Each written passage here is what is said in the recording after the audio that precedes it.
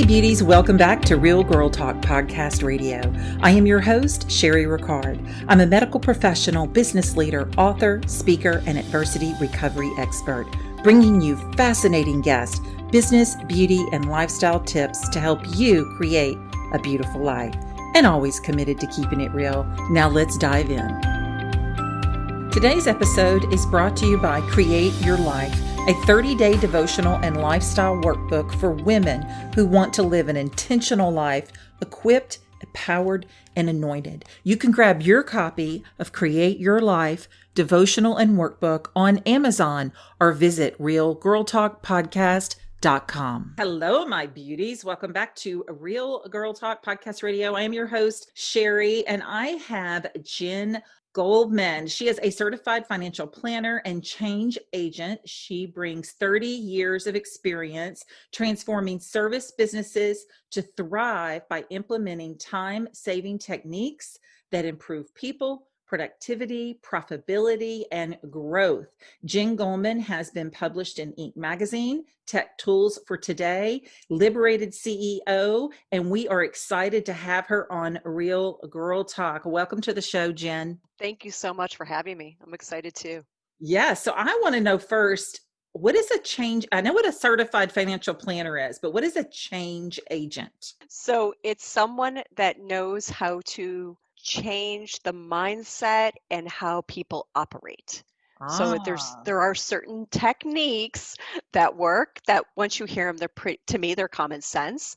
But yes, that's something that I'm known for. You teach services to businesses, but you also help them thrive through operation. How do you do that? What do you do for a business that maybe is suffering and needs to thrive? Well, the first thing is you listen, right? You and I would agree to hear what they think the hurdles are. And then it's about organizing the solutions and ideas in the right order for the greatest impact with the least amount of effort. So it's never that leaders in business don't have great ideas. It's about the order that you do them in and acknowledging the impact on the team. Okay, so is this for large corporations or for smaller? Sure. It's for both. It's for both. I Okay. mostly work with companies that are, under 10, 15 million gross revenue. But this applies for large businesses, but they have a great team. They have experts that work with them on this. Smaller businesses don't have that luxury, right? Right. So how do they kind of think through, I have all these great ideas. My business might be floundering in a certain area or stagnating. My team might be a little bit in the doldrums. We certainly can relate to that right now, right? And then what do you do first, second, and third? And then how do you get buy-in? Like, how do you get your people to buy into that and go, yep, I can see the light at the end of the tunnel. And so I'm going to trust you. Let's go with it. Right. So walk me through that. So let's just take a hair salon, for instance. I'm just going to throw a business out there, and you have the owner, and you've probably worked with those as well. But right now, with what's going on in the country, a lot of them had to shut down for a period of time. They don't know how to revamp or get back started. They may need a financial means to be able to get back started.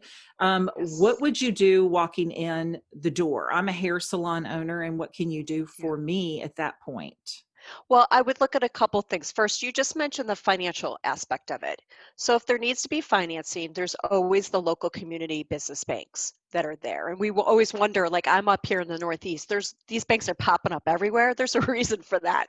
They're looking to invest in businesses that have kind of a stable, predictable revenue. And salons have that because you have a following, right? These people come back over and over again. So the one thing is to get the financing in order if that's the case. The second thing is look at the marketing. I think that somebody who works in a hair salon, that's what they love to do. They don't love as much the marketing or the sales or maybe the general operations, right? They're doing what they love, but they've kind of, I'm not saying forgotten, but put to the side the marketing. So I'd be looking at the marketing and creative ways to build trust, to bring new people in. I'll use actually my hairdresser as a great example. So we're up here in the Northeast. It's pretty strict. And, it was a struggle. And so her thing was get more on Facebook, put up videos to show that everybody's wearing masks, following the regimen, right? And also, in this case, offer porch hair styling. So like she would go around to families and do hairstyling during COVID, and believe you me, did quite well. I So bet she it's a did. yeah, I mean, and she actually cut down on her hours. So again, I think you have to look at the where the bleeding is. So if it's financing and arrange that first. But then the second thing is what is your brand? How are you building trust and how are you attracting new people? And there's no shame in asking for business from your current clientele. I think in this now more than ever, you can do that. So those are the things I'll think about. So you can tell I just touched on money, right? I touched on marketing. I touched a little bit on sales when you're asking for reviews or referrals.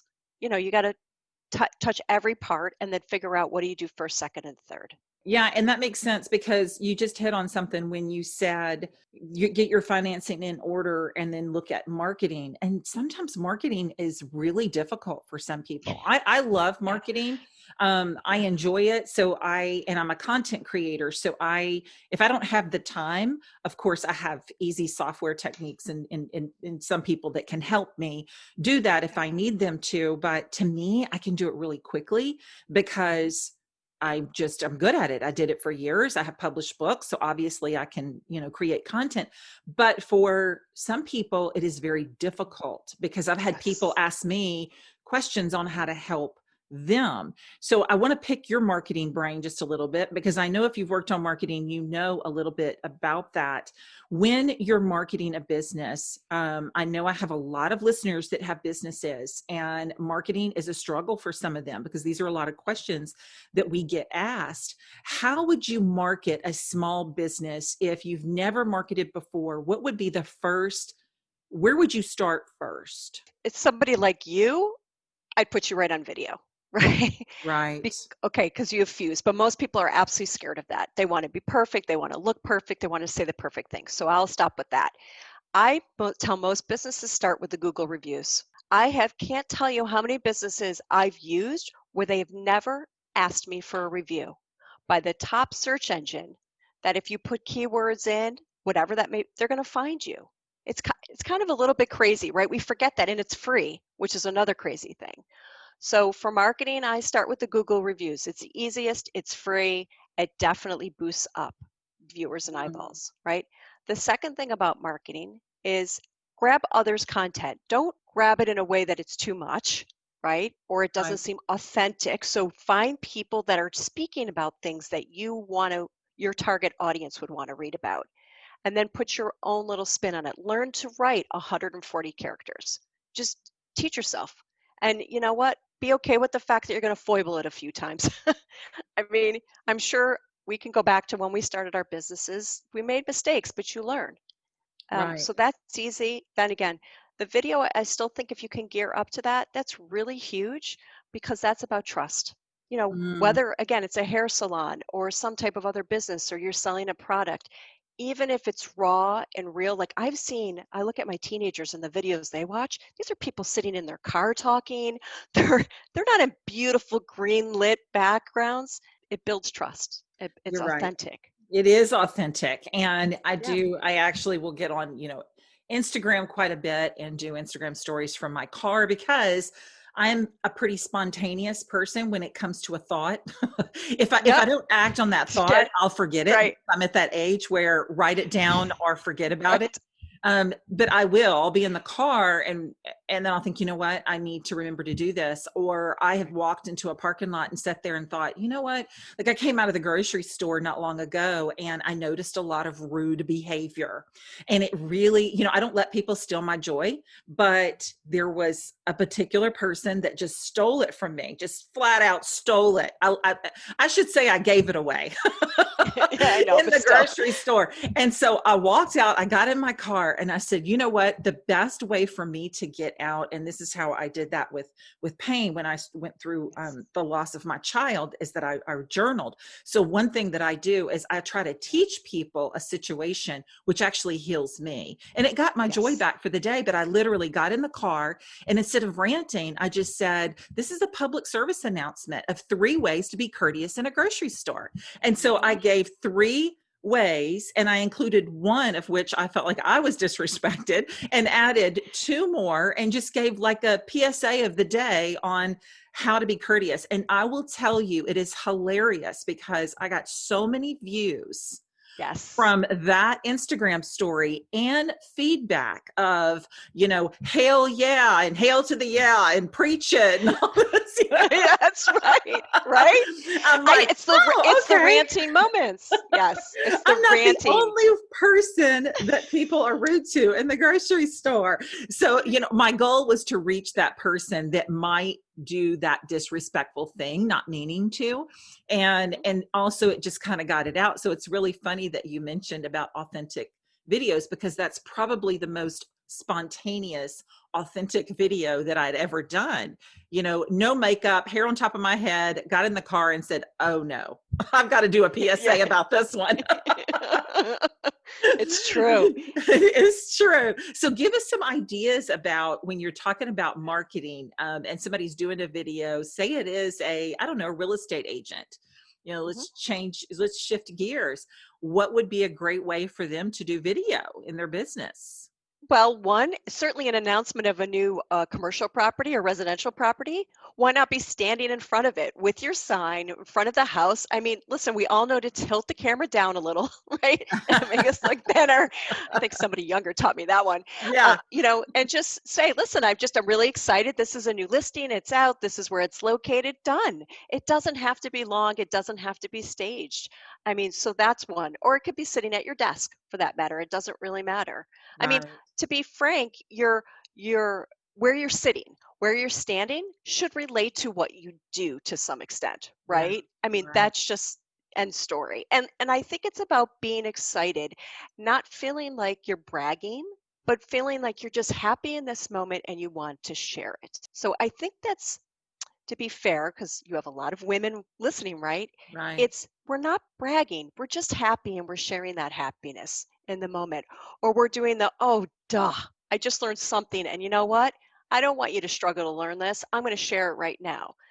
All that is just about it's like therapy, Mm, like you kind yeah. of alluded to before, and sharing. So it really doesn't matter what business you're in. It's where you are in that moment and working in the business and just connecting with people and giving a message out, whether it's something you learned or something you want to share with them. I love And that people have because the right. They don't have to watch these things, right? They don't have to right. read. So, Right. And I like that you said that it's about sharing, because that's what it is. It's about sharing. It's not about selling. It's with my 30-day devotional and lifestyle workbook that I came out with, Create Your Life. It's not about selling that workbook. I mean, let's be honest here. It's 10.79 on Amazon. Okay. So if it was about selling, I would be selling it for a lot more than that. And it's not about selling it. It's about being able to share a 30-day walk of scripture and affirmation, encouragement, and teaching women how to journal to get everything that they feel out on paper, because I know that it helped me. So if I know that it helped me get through the worst pain of my life, then I have to be able to share that in some way. And it yeah, took me many years just to come out with that one, even though I had wrote books, just because I wanted the perfect scriptures, I wanted the perfect affirmations, and I really felt led to write it just the way that I did and put it in those 30 days.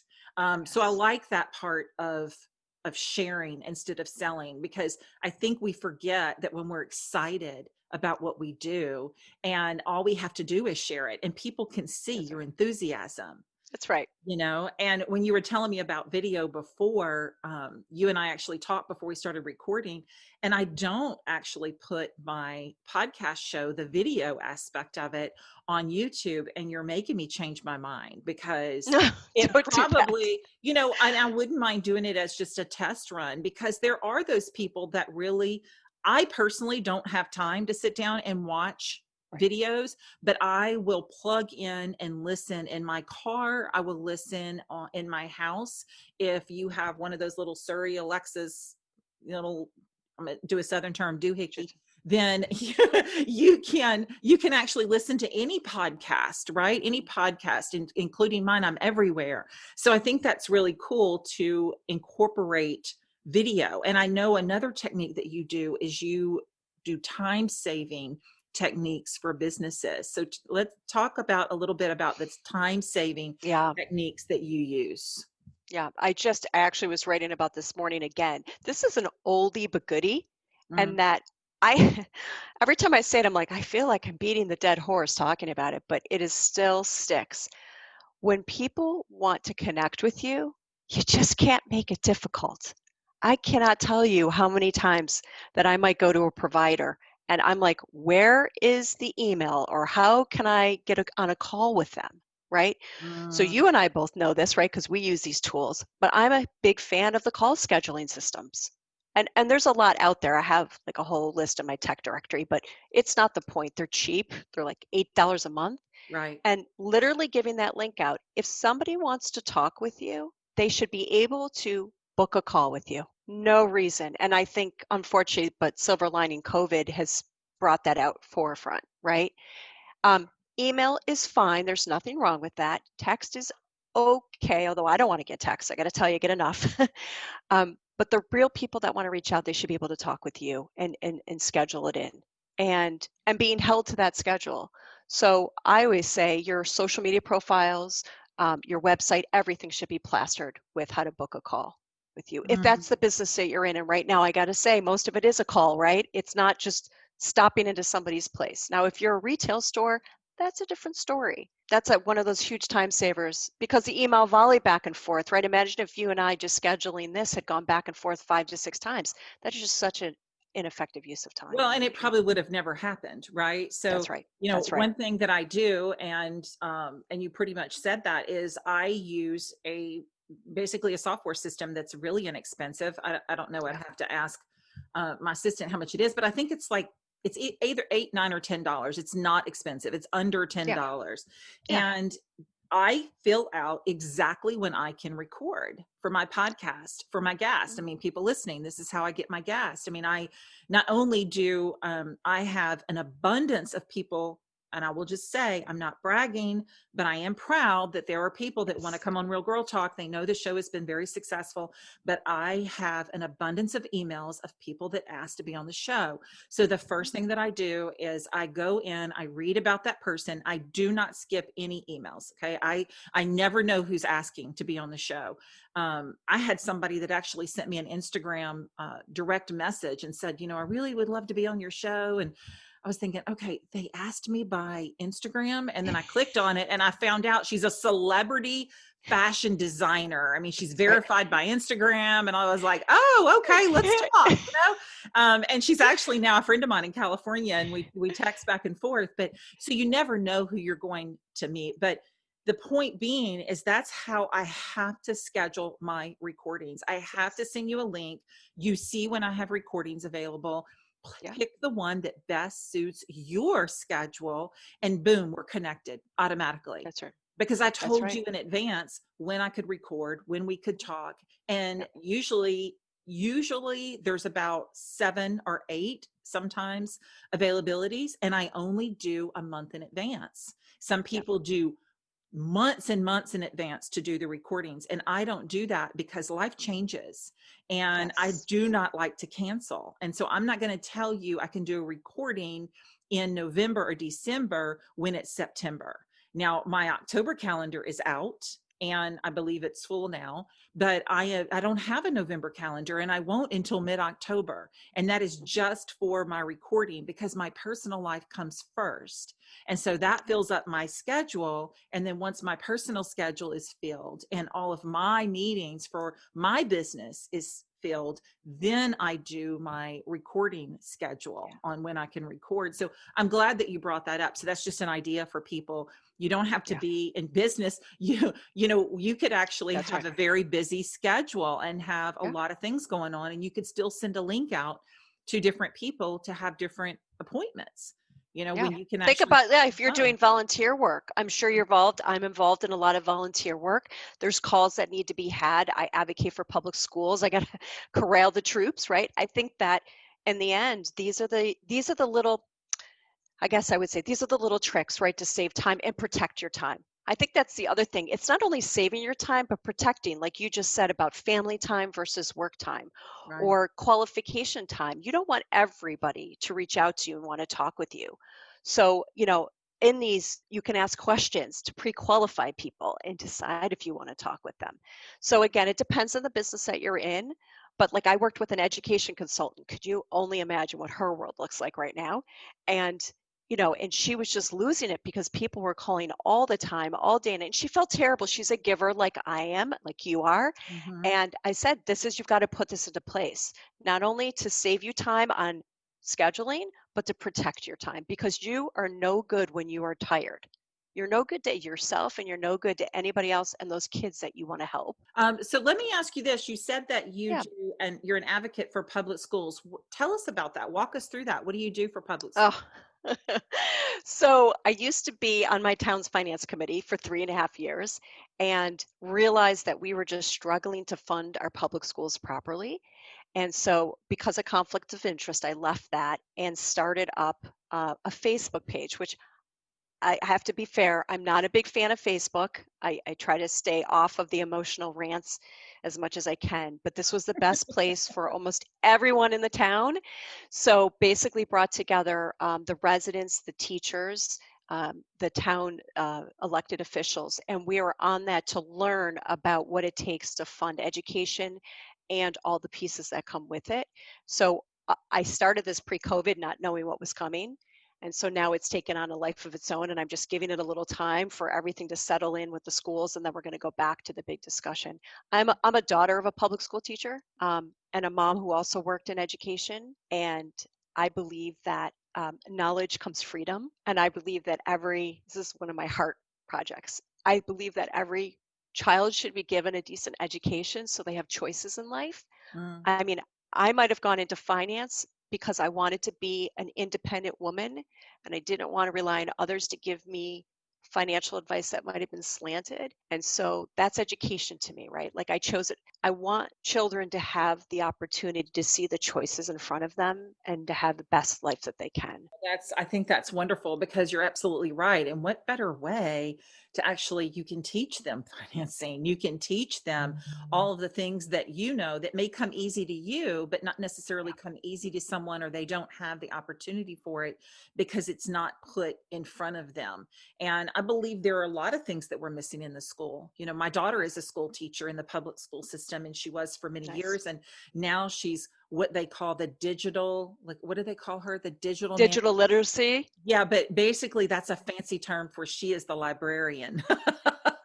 Yes, we have the digital librarians actually where we are. Yeah. They teach digital literacy with library and reading. I mean, Right. that's a And she's in great position. charge. She's literally in charge of the Yeah, teachers' computers, the kids' computers and their laptops. So she is basically digital technician slash digital amazing. reading library, whatever you want to call her. She's the jack Mhm. of all trades. But point being, she has a Facebook group called Living Learning Lifestyles, which is what really wonderful too for moms. And so she is about children, and she's about moms that are raising kids, and she's a step parent as well as a parent. And so I really know what you're talking about when it comes to the public school system, because I hear a lot of things a lot of time from her, as well as I have a good friend that was the superintendent of one of the largest parishes in the state of Louisiana as well. So I understand that there are a lot of things that we're missing in schools today Yeah. that we're not teaching our kids. And I believe there are things that they're teaching them that I don't feel that are life lessons, and Yes. that they're not going to continue to carry on. So financing to me, and being able to know how to handle your money, how to make money, how to expand that money and grow revenue should be at the top of the list. I Yeah. think Yeah. communication, learning how to speak to people, learning That's how right. to read people, learning how to Yeah. understand different personalities and different people's traits and Yep. characteristics should be at the top, because you can learn how to make money, but if you don't know how to communicate what you're trying to get out, you're not going to make that money, right? Yeah. Yeah, you Well, have to and be able to and this is communicate. the conundrum you see in the schools is like Listen, we have to fund the schools in a way that empowers the teachers to be the leaders that we might have had. Like I can go back to some of the teachers I had, and my God, did they pave the way for my leadership and my brave? I'm Mm, scared half the time on certain things I'm doing. I'm worried about failure, but it was my teachers and my parents that taught me that you could get up after failure, that you could lead and still be scared, that you could speak in front of a crowd because that was being brave, even if your voice was shaking. Like, forget about even the financial freedom, right? It's just the freedom to pursue what you want to pursue. These teachers are so hampered by lack of funding, lack of parents paying attention to the schools that they can't be the leaders that we had in our generation. So that's my whole thing about this whole the funding of the schools, giving the teachers the platform and the ability to get back to what they were and attracting your daughter, like the younger generation of teachers. I mean, I don't know about you, but I don't know if I'd ever want to be a teacher right now if I were coming through college. For right. that, it's pretty tough profession now more than ever. So we've got to get back to the core, which is the education of our kids, because frankly, they're going to save us. That's the way I look at it.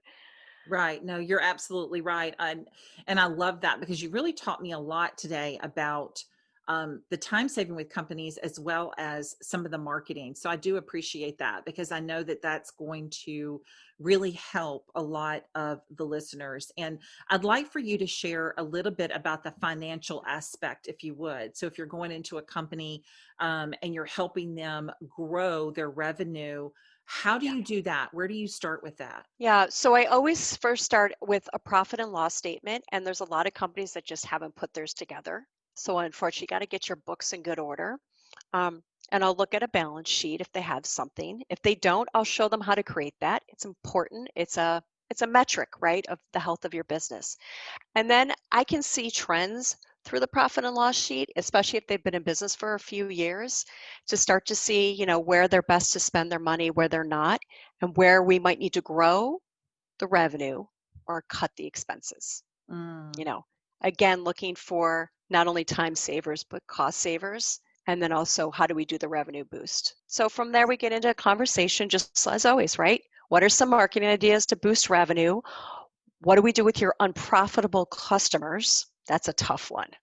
I've spent a lot of time on that one. Like, how do you offboard your not profitable customers or not right Mm. fit? Because as businesses, we evolve, right? And we get closer to the ideal customers that we want, but we always have the laggards that might have got us there and we feel terrible about letting them go. So I'll work on, again, the growth, the shedding, as well as the cost reduction.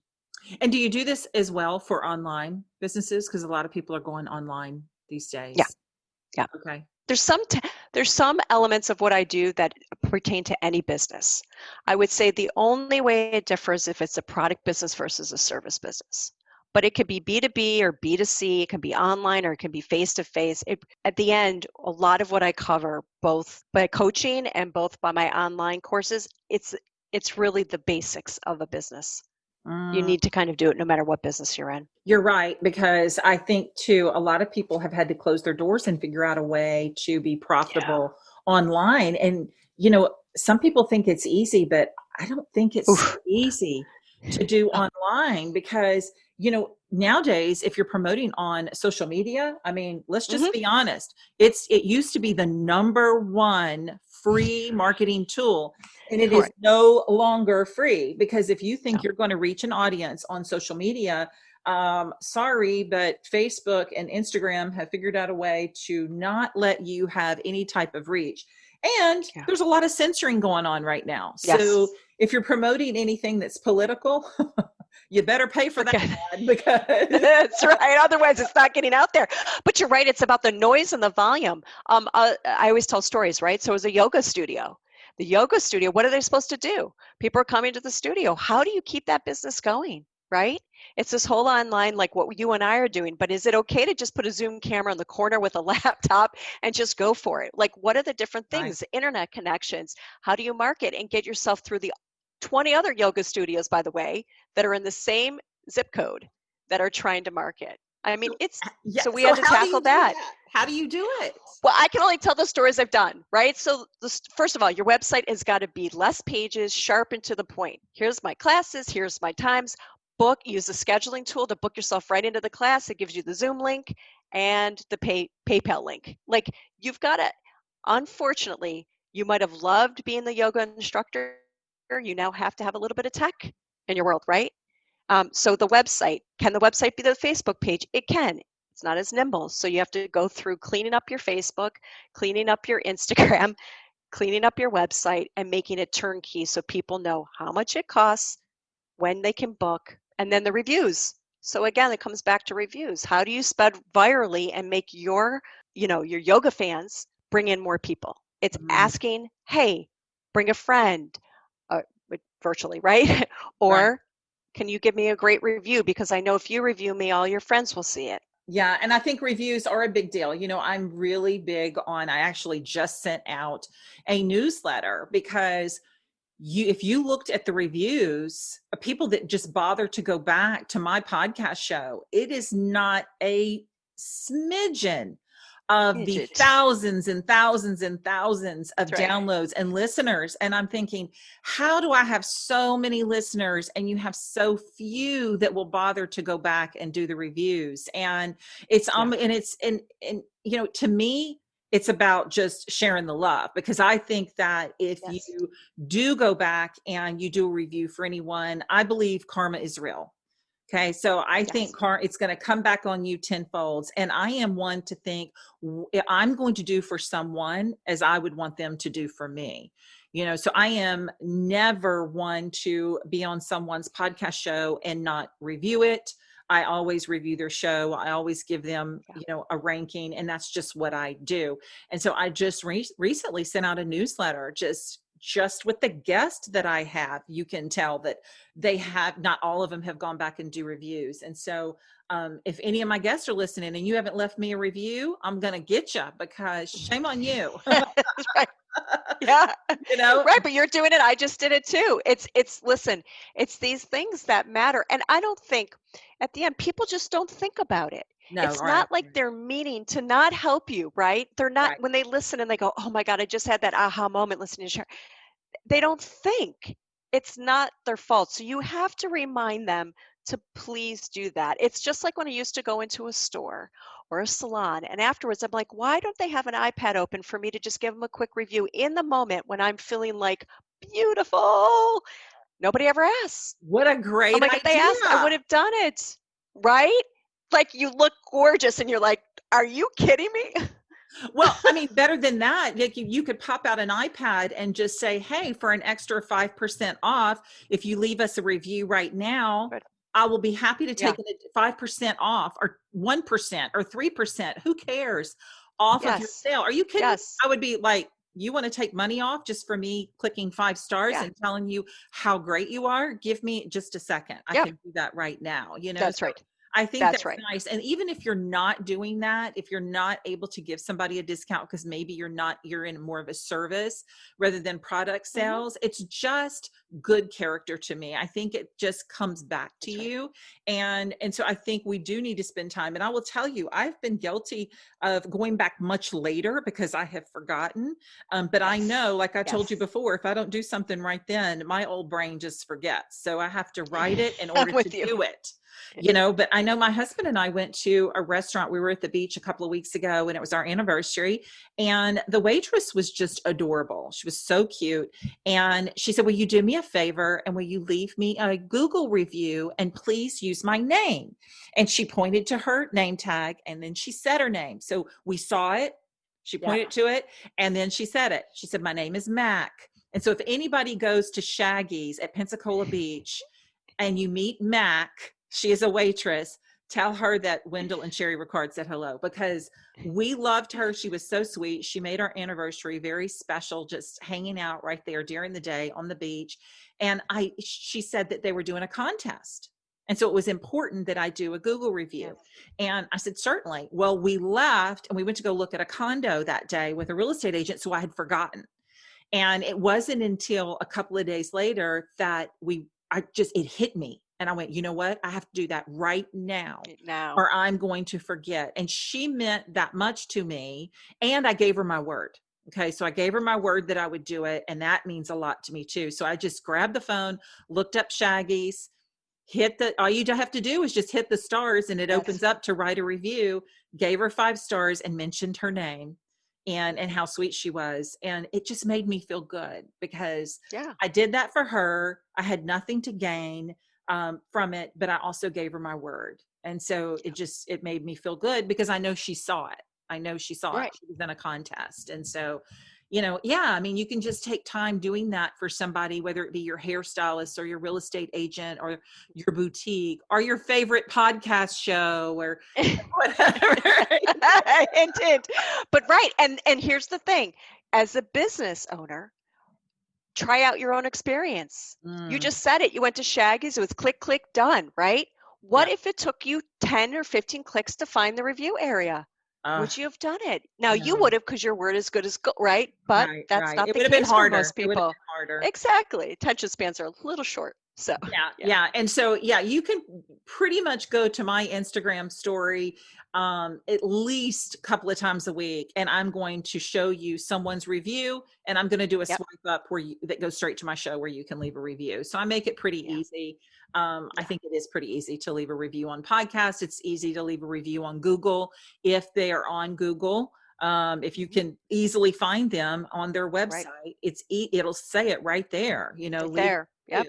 And it's pretty easy. Well, thank you, Jen. I appreciate you so much. I really, really do, because I know that if you're giving me a lot of insight, I know what you're doing for the audience. And so it's all about my listeners, right? And I love that. So thank you so much. I appreciate you. Tell us where we can find you. Jennifer Goldman Consulting is the website.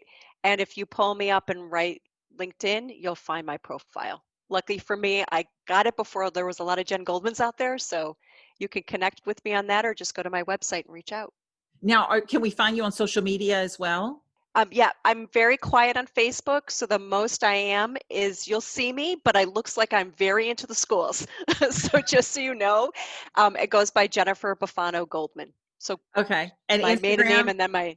So you're not in Instagram? I'm not on Instagram. Nope. You're not an Instagram. Not yet. I know it's Instagrammer. Oh my gosh. Oh my God. We've got one. We're going to have to groom you into Instagram. Yes, I think I'm getting pulled in very quickly. Trust me. Maybe in a month I'll be like, I'm all over Instagram. Yeah, and I think too, somebody asked me, they said, Sherry, you don't do any TikToks or Snapchats? And I said, no. I said, do I need to be on TikTok and Snapchat? I don't think that most of my listening audience is 18, 19, 20 years old, but I could be wrong. But according to the analytics, most of my women are in their 30s, 40s, 50s, and I have some 60s and 70-year-olds as well. So that would mean I go to Facebook and Instagram. Yeah, absolutely. Well, thank you, Jen. I appreciate you today. Thank you. It was fun. Okay, guys, make sure that you follow Jen. Go back to her Facebook, which she is rarely on, or go back to her website and follow her, reach out to her if she can help you. And thank you for tuning in today. I know we talked about a lot. If there's anything on the show that just resonated with you, make sure that you send me some feedback. I always love your feedback. If it's a question for Jen, you can certainly send it to me. I can send it to her. You can reach out to her directly. And I want you to take care of yourself. We're living in a world right now where we have to change the pace. We have to pivot. We have to shift on what we're doing to make our businesses and our own personal brands thrive. So make sure you're stepping out of your comfort zone, because doing the same thing over and over and expecting a different result does not work. Step out of your comfort zone, try something new. And until next week, I'll be praying for you. The loss of a loved one is a nearly universal emotional crisis. Unprocessed grief and painful feelings can be buried, leaving you to feel numb. But there is hope. Certified grief counselor, RN, and author Sherry Ricard shares her story of how to cope in her first book, Wake Up Call, A Mother's Grief Journey, after the loss of her 17-year-old son. This book, along with Sherry's other books, are available on Amazon as well as on sherryricard.com.